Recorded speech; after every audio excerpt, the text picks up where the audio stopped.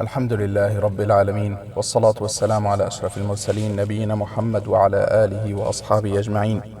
أما بعد, we'll continue our class in going over the answers by Sheikh Muqbil bin Hadi al-Wadi rahimahullah on questions from sisters, from women. And as we promised before, that inshallah we will try to answer questions from sisters before we start reading from the book. And so any sister who has a question, inshallah they can submit them through the page, the Telegram group that our noble brothers at Sunnah Scene in Kuala Lumpur, Malaysia have set up. May Allah reward them with good. May Allah reward our brothers at Sunnah Scene for organizing those classes, as well as all the sisters who are listening to those classes and those who are submitting questions. May Allah reward them with good. May Allah increase them in everything that is good. May Allah reward them abundantly. And there's no doubt, barakallahu feekum, may Allah bless you and protect you and preserve you, that asking questions is from the means of learning and teaching. As the people of knowledge, they mentioned, as Shaykh Abdul Razzaq al-Badr, hafidhahullah, he mentioned in the beginning of his explanation or commentary on the book, Ad-Da' wad-Dawa', the disease and the medicine, the known book, or which is also called الجواب الشافي لمن سأل الجواب الكافي لمن سأل عن الدواء الشافي. And he mentioned, rahimahullah, as the author actually, Ibn Qayyim rahimahullah, he mentioned in the beginning that this book, he wrote this book as an answer to a question from a brother, from a person. And so Shaykh Abdul Razzaq al-Badr rahimahullah, he mentioned that such excellent questions, the person benefits from it, and we hope that the questioner who asked this question actually benefited. And also we hope that he receives the reward of anyone who benefits from the book, because by way of asking questions, one would be learning and one would be helping others learn bi'idhnillahi ta'ala. Now, so one sister, she asked regarding breastfeeding in public places while covered. So the sister asked while covered. First of all, we say, may Allah preserve and protect the sister and all of our sisters, with the condition, with this condition that she is covered. Of course, we should say and we should understand that women are commanded to be covered. With the bounty of Allah subhanahu wa ta'ala, the sister asked while covered. So the sisters, the women are commanded to be covered and not expose themselves. And a woman, of course, is not allowed to breastfeed while showing herself and while exposing herself in front of other women or in front of her maharim, her unmarriable kins. And the only, of course, person who is allowed to see her is her husband. And of course the baby that she is breastfeeding. And if she is covered, if she is fully covered, somehow, I don't know if this is actually possible, Allahu Alam. However, if she is fully covered, meaning that she does not expose anything, such as perhaps there's specific type of abaya that she wears or something like that, where she's able to breastfeed without exposing herself, Allahu Alam, perhaps there's no harm. However, it would be better that the sister breastfeeds in a private place, in a closed place, where she does not risk becoming exposed.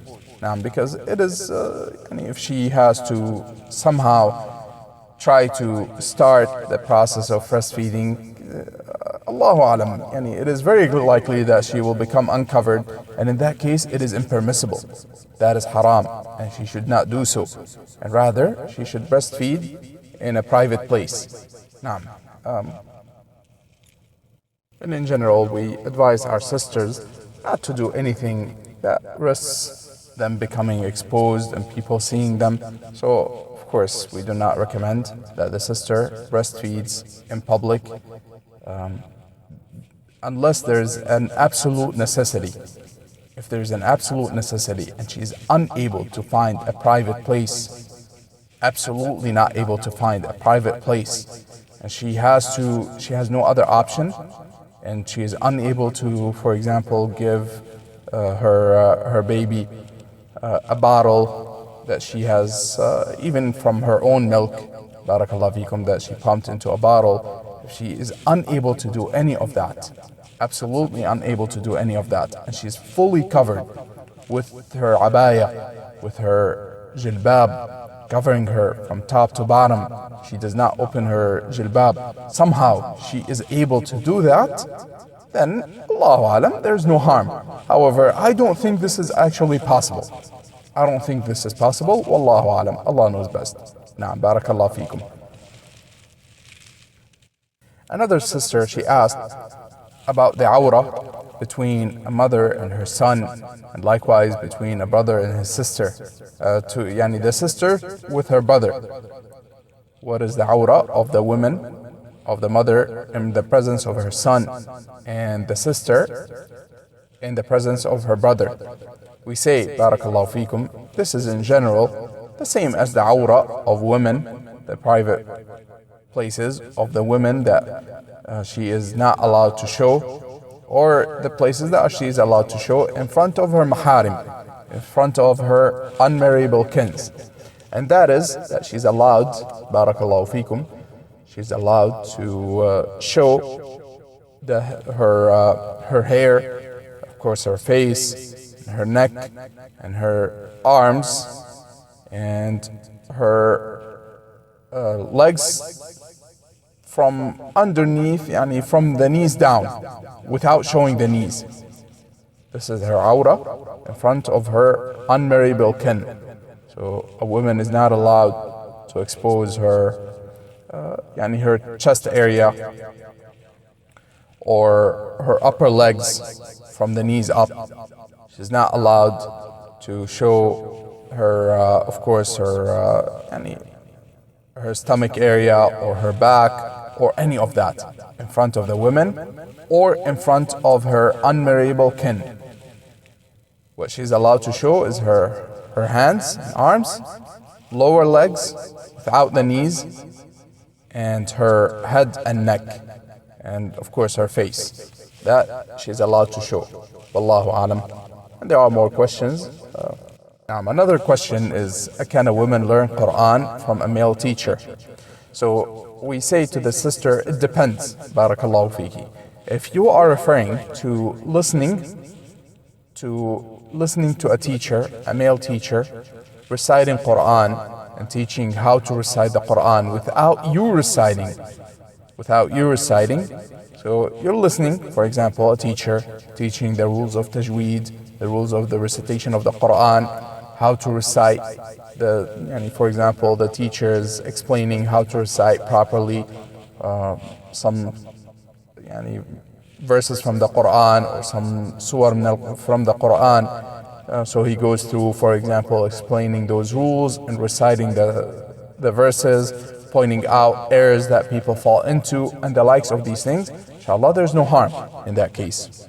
However, if you mean that you want to recite in the presence of this male teacher, of course we're assuming that he is not an unmarriable kin, nor is he your husband, then this should not be the case. Because in the recitation of the Quran, a person beautifies his voice, and the person softens his voice. And there is no doubt that the women are commanded to not soften their voice and beautify their voices when they are in the presence of the men. And therefore, a woman should not recite Quran in the presence of men who are unmarriable kin and not their husband. And Umar bin Abdul Aziz, rahimahullah, he wrote to Maymun that he wrote to him, do not sit alone with a woman, even if it was that you teach her the Quran. The shaitan, may Allah preserve all of my noble sisters, the shaitan is diligent in making us fall into sin, into mistakes, into errors.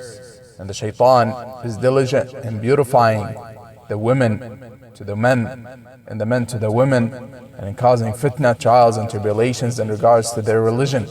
And the shaitan will come to the person and tells the person and try to whisper in their ears and to trick them into thinking that they are doing something good. This is for the sake of Allah subhanahu wa ta'ala. This is a religious matter. This is a matter of learning the religion. And so the shaitan will try to make it to make them compromise in regards to their religion by way of thinking that they are seeking nearness to Allah subhanahu wa ta'ala. So all of that should be avoided. Barakallahu feekum. A woman should not recite Quran in the presence of men, as we mentioned. Wallahu ta'ala a'la wa a'lam. And we'll stop here with those questions. We have a couple more questions, inshallah, that we will postpone until next class to be able to read a little bit from the book itself and benefit from that. So Shaykh rahimahullah was asked, Shaykh Muqbil Nadi al-Wadi rahimahullah was asked, هل ملامسة المرأة ينقض الوضوء سواء كانت أجنبية أو زوجة أو غيرها؟ ما المقصود من الملامسة? Does touching a woman break one's wudu, whether she is unmarriageable kin or the person's wife or other than that? And what is meant here by the word touching a woman? So Shaykh rahimahullah, he said ملامسة المرأة الأجنبية محرمة. He said touching an unmarriageable kin from the women is impermissible. وقد روى الطبراني في معجمه عن معقل بن يسار رضي الله عنه أنه قال رسول الله صلى الله عليه وسلم لأن يطعن في رأس أحدكم بمخيط من حديد خير له من أن يمس امرأة لا تحل له. So the Messenger sallallahu alaihi wasallam, he said, for one of you to be hit with a needle made of iron. Needle here, what is meant is the people of knowledge, they say anything of iron, and the needle is mentioned specifically because it hurts. Now, خير له من أن يمس امرأة لا تحل له. It is better for him than him touching a woman that is not permissible for him. وهذا حديث أخرجه البخاري ومسلم في صحيحيهما عن أبي هريرة. نعم عفوا الأول رواه الطبراني رحمه الله وهو حسن. And this hadith is strong and sound. وقال الشيخ رحمه الله وروى البخاري ومسلم في صحيحيهما عن أبي هريرة رضي الله عنه. So he said both al-Bukhari and Muslim reported from the hadith of Abu Hurairah, may Allah be pleased with him. قال رسول الله صلى الله عليه وسلم, the Messenger صلى الله عليه وسلم, he said, كتب على ابن آدم نصيبه من الزنا مدرك ذلك لا محالة. Everyone has his part and his portion of adultery. He will be harmed with that there's no way around it. فالعينان زناهما النظر. As for the eyes, the form of adultery that they commit is looking. وَالْأُذُنَانِ زِنَاهُمَا الْإِسْتِمَاعِ. And as for the ears, their zina, their adultery is listening. وَالْلِسَانُ زِنَاهُ الْكَلَامِ. As for the tongue, its zina, its adultery is the speech. وَالْيَدُ زِنَاهَ الْبَطْشِ. And the hand, its adultery and its zina is striking or touching. وَالرِّجْلُ زِنَاهَ الْمَشِي. As for the foot or the leg, its adultery is the walking. وَالْقَلْبُ يَهْوَى وَيَتَمَنَّى وَيُصَدِّقُ ذَلِكَ الْفَرْجُ أَوْ يُكَذِّبُ. And the heart desires, and then one's private parts either agrees with that or turns it away. فعلم من هذا أن لمس المرأة الأجنبية لغير حاجة لا يجوز. From that we come to know that touching a woman, an unmarriageable kin from the women, is impermissible without a reason, without a need, without a necessity. أما لحاجة كأن يكون الشخص طبيبا أو المرأة تكون نفسها طبيبة فلا بأس. As if the person, whether the man, the male or the female, was a doctor, then there's no harm.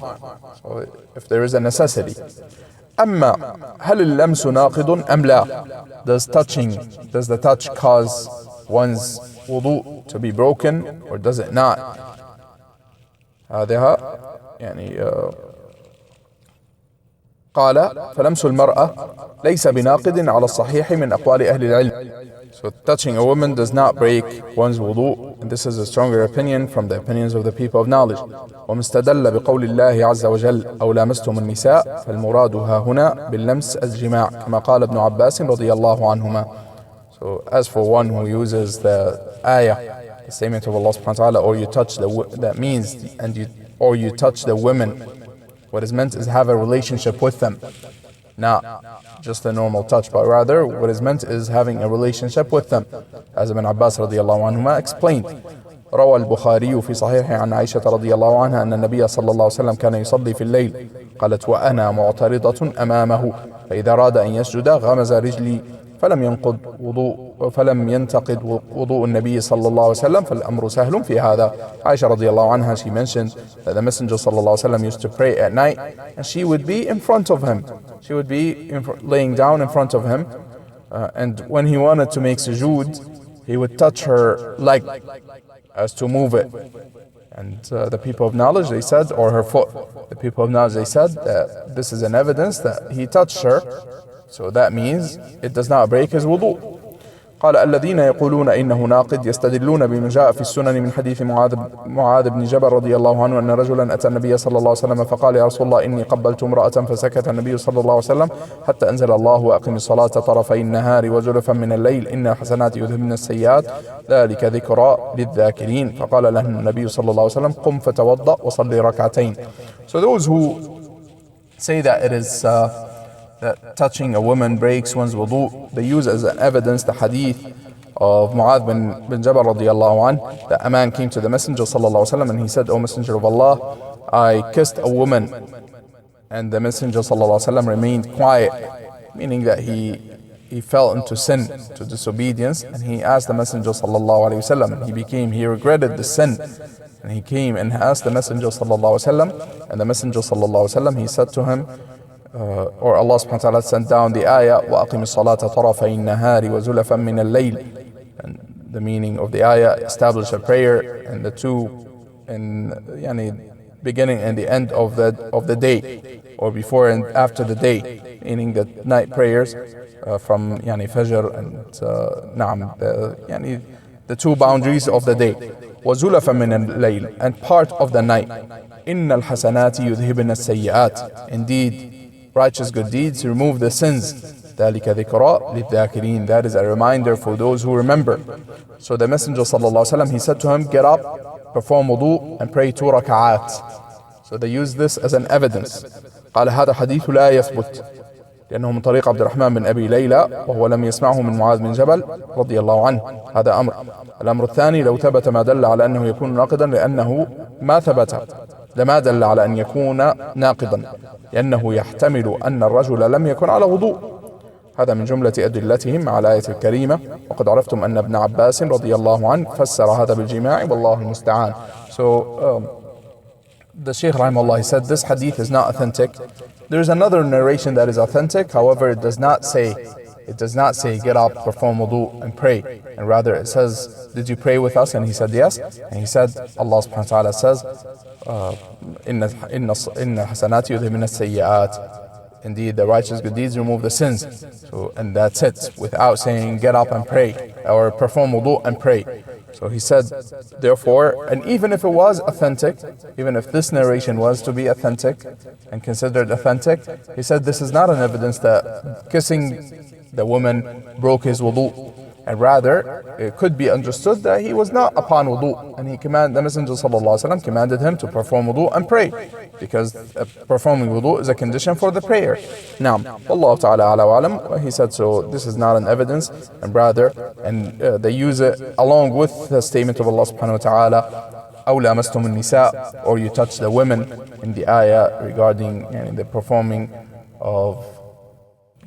ablution, that they use it as an evidence, and in truth that is regarding having a relationship, as we mentioned before, not in regards to a touch, for example on the hand or the likes. Wallahu a'lam. SubhanAllah, I just noticed that we skipped a few questions, that I mistakenly skipped a few questions that يعني from the book. So inshallah, we will go back a few questions in the book, back to where we actually reached, as to not miss those questions بإذن الله تعالى. نعم. And we will conclude with this. وصلى الله وسلم وبارك على نبينا محمد وعلى آله وأصحابه أجمعين. سبحانك اللهم وبحمدك أشهد أن لا إله إلا أنت أستغفرك وأتوب إليك.